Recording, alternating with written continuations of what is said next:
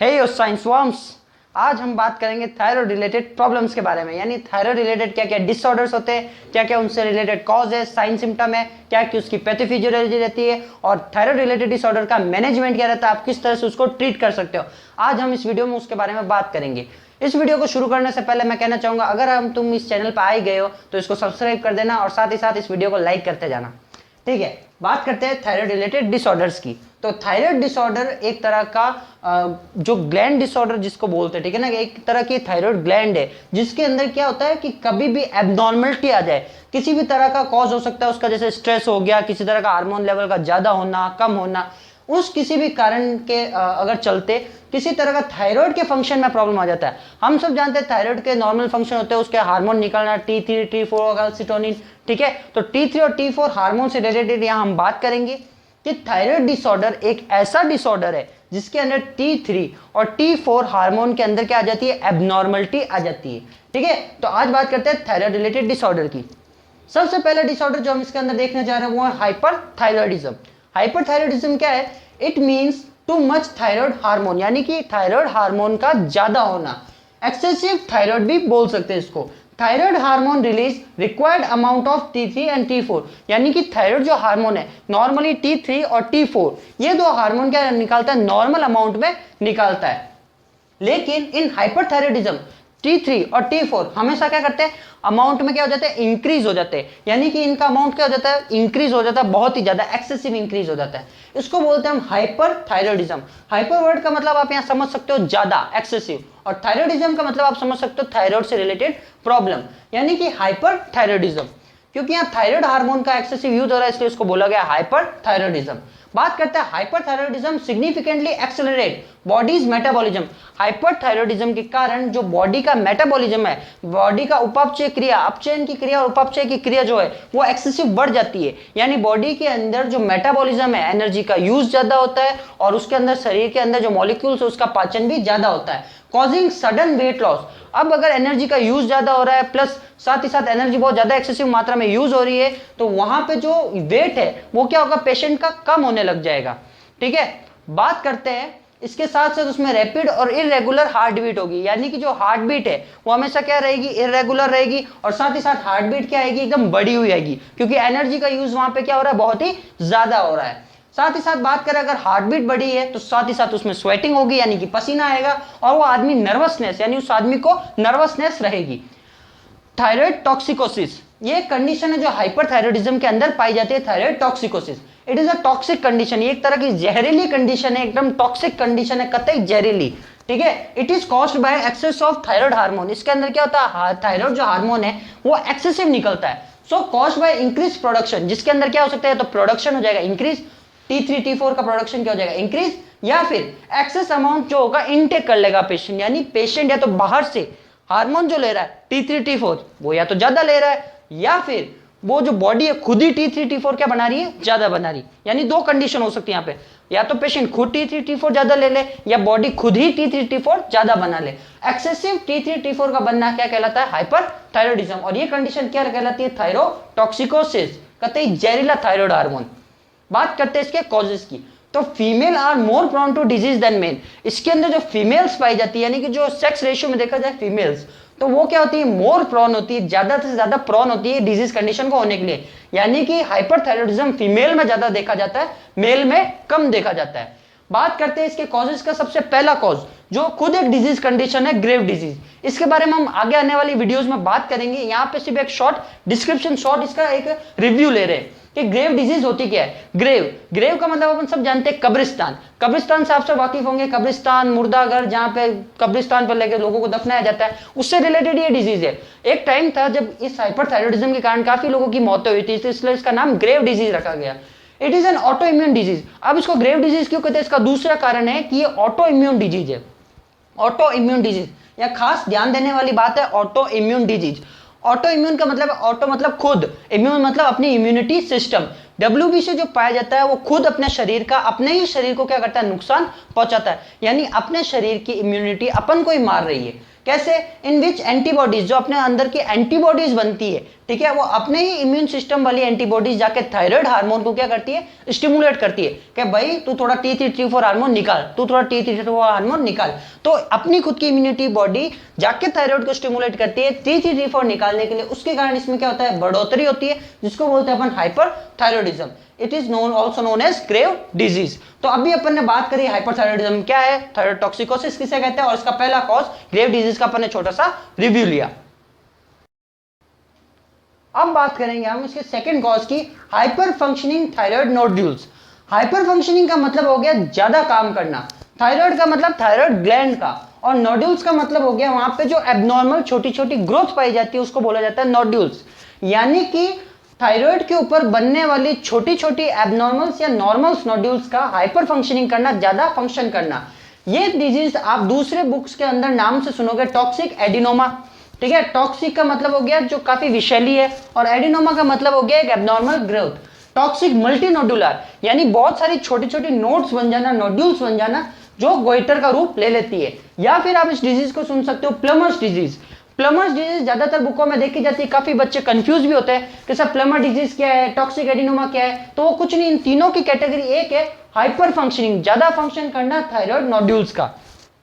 बात करते हैं थायराइड नोड्यूल्स के अंदर कि this type of hyperthyroidism occur when one or more adenomas thyroid produce too much T4।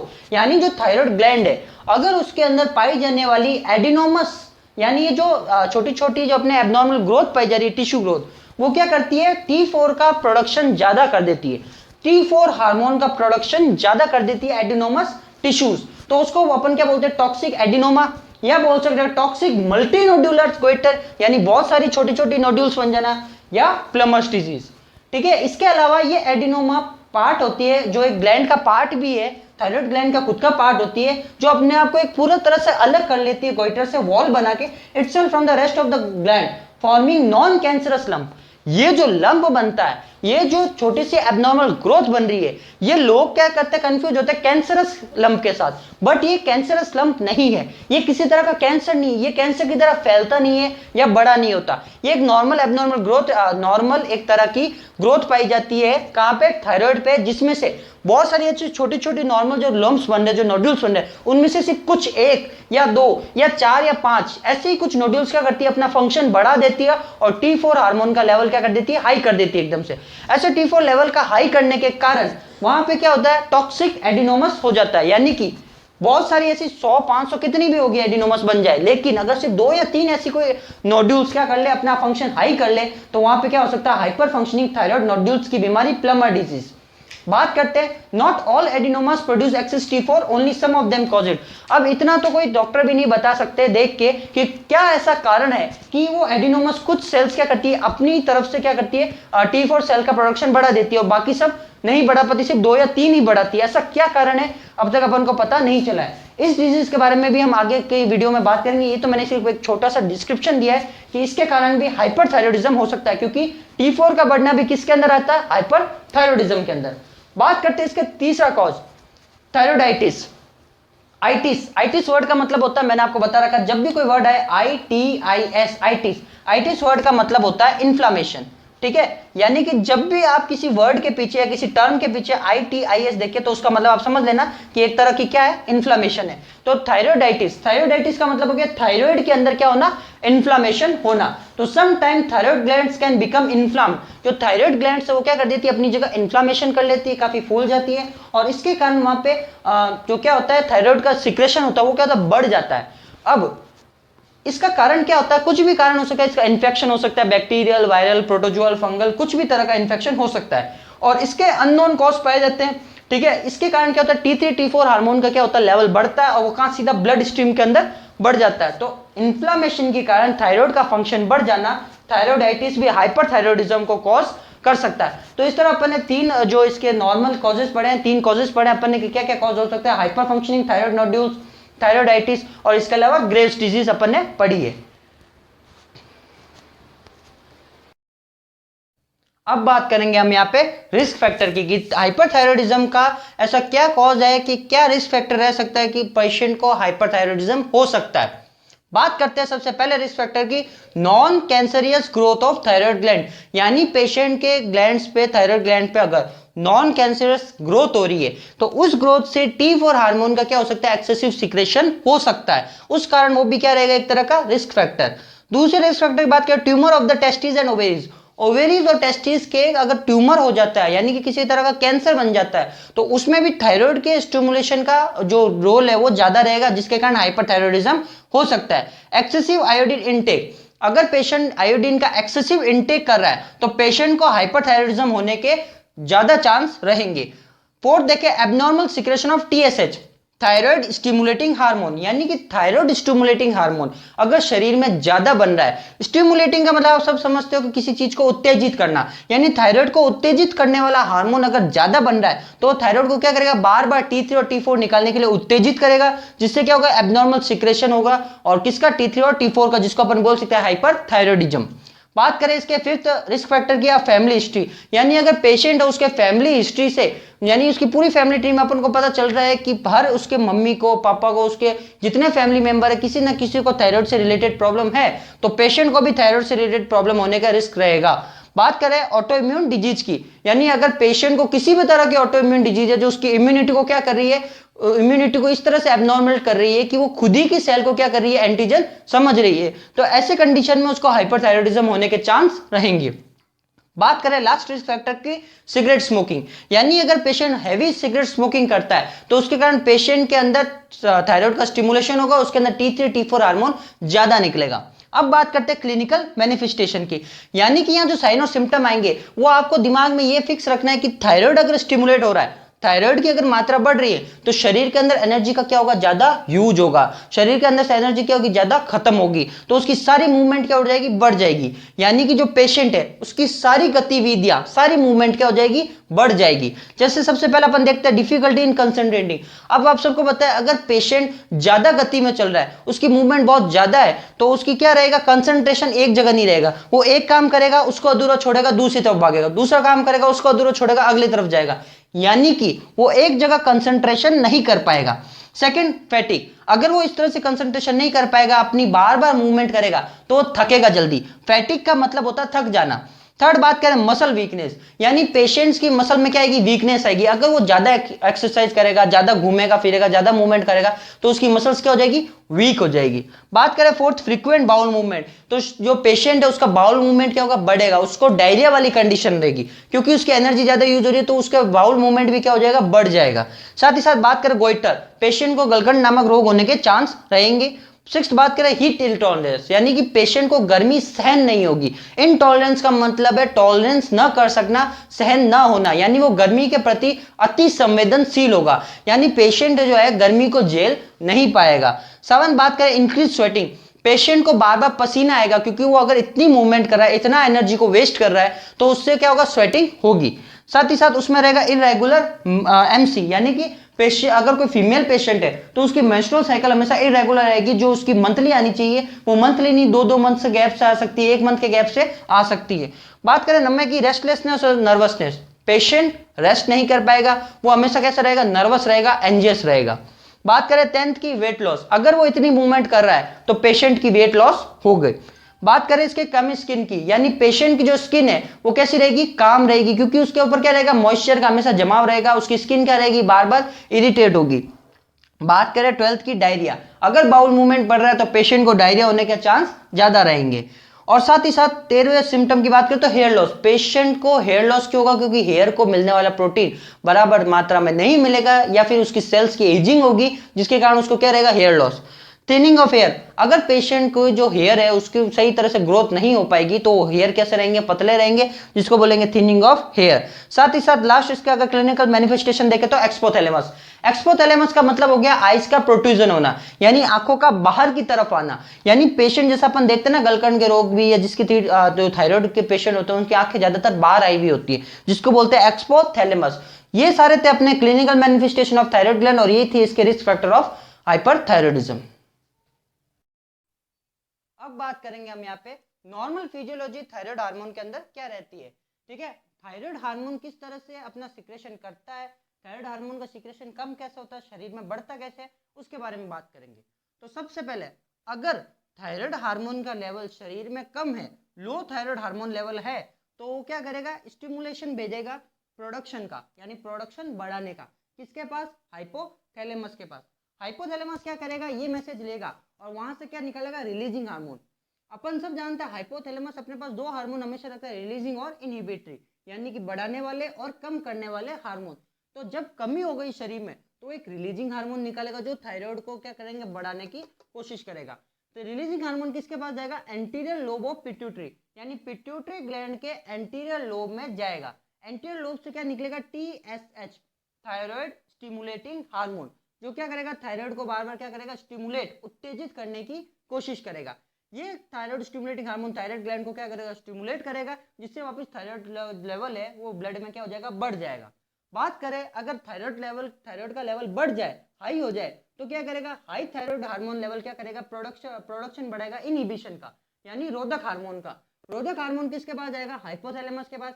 Hypothalamus से निकालेगा इनहिबिटरी, यानी रोधक हार्मोन। रोधक हार्मोन क्या करेगा, anterior lobe of pituitary gland के पास जाके TSH का लेवल, थायराइड उत्तेजक हार्मोन, थायराइड स्टिमुलेटिंग हार्मोन का लेवल क्या कर देगा, कम कर देगा, जिसके कारण थायराइड ग्लैंड से क्या होगा, जो थायराइड ग्लैंड का स्टिमुलेशन है वो खत्म हो जाएगा और थायराइड से T3 और T4 का सिक्रेशन कम हो जाएगा और हाई थायराइड का क्या हो जाएगा, लेवल वापस कम, यानी लो और हाई दोनों इंक्रीज का प्रोडक्शन स्टिमुलेशन का, प्रोडक्ट इनहिबिशन का काम करते हैं, जिसके कारण रिलीज भी होता है हार्मोन और हार्मोन इनहिबिट भी होता है। तो इस वीडियो के अंदर अपन ने देखा कि नॉर्मल फिजियोलॉजी क्या रहती है थायराइड डिसऑर्डर के अंदर, हाइपोथायरॉयडिज्म से क्या कंडीशन हो सकती है और हाइपरथायरॉयडिज्म की क्या कंडीशन हो सकती है। ये थी normal physiology of thyroid hormone. अब बात करेंगे हम इसके पैथोफिजियोलॉजी की, यानी डिजीज कंडीशन की पैथोफिजियोलॉजी क्या रहती है। तो डिजीज कंडीशन की अगर पैथोफिजियोलॉजी की बात करें तो सबसे पहले मैंने बात करी थी हाइपोथैलेमस से दो तरह के हार्मोन निकलते हैं, स्टिमुलेटिंग और रिलीजिंग, सॉरी इनहिबिटरी, यानी कि एक तो स्टिमुलेट करने वाला और एक इनहिबिट, रोकने वाला। इसके अंदर क्या होगा, हाइपोथैलेमस से TRH यानी थायरोट्रोपिन रिलीजिंग हार्मोन निकलेगा। Thyrotropin releasing hormone TRH hypothalamus से निकलेगा, जो क्या करेगा, पिट्यूटरी के जो एंटीरियर पिट्यूटरी का पार्ट है उस पे जाके क्या करेगा, एक्ट करेगा और क्या निकालेगा, TSH thyroid stimulating hormone. Thyroid stimulating hormone T3 और T4 का लेवल क्या कर देगा, बढ़ा देगा। ये नॉर्मल पैथोफिजियोलॉजी है। अब अपन ने जितने कॉज पढ़े वो क्या करता है, हाइपोथैलेमस को या पिट्यूटरी ग्लैंड से TSH को क्या करते हैं, प्रोडक्शन को बढ़ा देते हैं, जिसके कारण हाइपरथायरॉयडिज्म हो जाता है। बात करें डायग्नोसिस की, तो डायग्नोसिस के अंदर यानी अपन कैसे डायग्नोस कर सकते हैं कि उसको हाइपरथायरॉयडिज्म है, तो अपन मेडिकल हिस्ट्री द्वारा या फिजिकल एग्जामिनेशन द्वारा या उसके ब्लड टेस्ट के द्वारा, ब्लड टेस्ट के अंदर अपन देख सकते हैं कि उसका T3 T4 लेवल क्या है। साथ ही साथ thyroid stimulating immunoglobin test TSI, thyroid stimulating immunoglobin test द्वारा भी अपन देख सकते हैं। अगर बात करें इसके अलावा थायराइड स्कैन, यानी थायराइड के ऊपर किसी तरह का एबनॉर्मल ग्रोथ तो नहीं है, थायराइड किसी तरह से फूल तो नहीं गया, अपन थायराइड स्कैन द्वारा वो भी पता कर सकते हैं। बात करते हैं मेडिकल मैनेजमेंट की इसके, कि अपन इसको कैसे ट्रीट कर सकते हैं। तो एंटी थायराइड मेडिकेशन, कुछ मेडिकेशन थायराइड लेवल को कम करने के काम आती है, जिसको बोलते हैं एंटी थायराइड मेडिकेशन, जिसके अंदर आती है प्रोपाइल थायरोयूरेसिल और मेथीमाजोल। वापस बोल रहा हूं मैं, प्रोपाइल थायरोयूरेसिल और मेथीमाजोल, ये दो तरह की ड्रग्स एंटी थायराइड मेडिकेशन के रूप में यूज होती है। सेकंड इसमें देख सकते हैं अपन बीटा ब्लॉकर।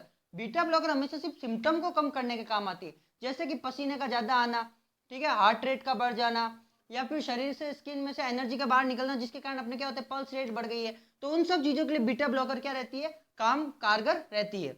बात करें तीसरा इसमें रेडियो एक्टिव आयोडीन, जिसके अंदर आयोडीन 131 दी जाती है, रेडियो एक्टिव आयोडीन। इसका जो मैकेनिज्म है वो कैसे काम करता है मैं बताता हूँ। सब जानते हैं कि थायराइड की सेल हमेशा आयोडीन के ऊपर काम करती है, थायराइड की जितनी सेल है आयोडीन के ऊपर काम करती है। तो थायराइड के अंदर अपन जैसे उसको अगर ओरली अगर अपन उसको रेडियो एक्टिव आयोडीन या उसके ब्लड स्ट्रीम में रेडियो एक्टिव आयोडीन डालेंगे, तो ये आयोडीन एब्जॉर्ब करने की कोशिश करेगा, कौन, थायराइड। और इसको एब्जॉर्ब करने के बाद उसकी जितनी भी सेल है जो एक्सेसिव जो निकाल रही है T3 T4, वो क्या हो जाएगी, डिस्ट्रॉय हो जाएगी। इसलिए उसको बोला कि ये भी एक ट्रीटमेंट का उपचार के रूप में यूज लिया जाने लगा, रेडियो एक्टिव आयोडीन, जिसको बोलते हैं आयोडीन 131। बात करें इसकी सर्जरी की, तो इसमें दो से तीन तरह की सर्जरियां देखी जाती है, जिसके अंदर बात करें थायराइडोक्टोमी। थायराइडोक्टोमी के अंदर थायराइड को पूरी तरह से क्या कर दिया जाता है, रिमूव कर दिया जाता है। आप थायराइड को अगर पूरी तरह से रिमूव कर दोगे तो उसमें एक कॉम्प्लिकेशन आने के चांस रहते हैं, वो होता है हाइपोथायरॉयडिज्म, यानी थायराइड का लेवल कम हो जाना। अब अगर थायराइड ही नहीं बचेगा तो थायराइड का लेवल शरीर में बढ़ेगा नहीं, जिसके कारण पेशेंट हाइपरथायरॉयडिज्म से हाइपोथायरॉयडिज्म में जा सकता है। सेकंड, इसके अंदर अगर आप देखो सर्जरी, तो आई मसल सर्जरी, यानी कि जो मैंने बताया था आपको लास्ट सिम्टम एक्सपोथेल्मिया, यानी कि आंखों का बाहर की तरफ प्रोट्रूजन हो जाना या आंखों का किसी तरह से पलकों का खराब हो जाना, जिसके अंदर अपन आई मसल सर्जरी करते हैं। इसके अलावा ऑप्थेल्मोलॉजी का अपन 2 से 3 सर्जरी और अलग अलग परफॉर्म कर सकते हैं, क्योंकि इसमें आयोडीन की बढ़ने के कारण आंखों पे क्या पड़ता है, काफी फर्क पड़ता है। तो ये थे आपके नॉर्मल पैथोफिजियोलॉजी, डिजीज कंडीशन की डायग्नोसिस और मेडिकल मैनेजमेंट। अगर आपको ये वीडियो पसंद है तो इसको लाइक करें, सब्सक्राइब करें, अपने दोस्तों के साथ शेयर करें। Thanks for watching.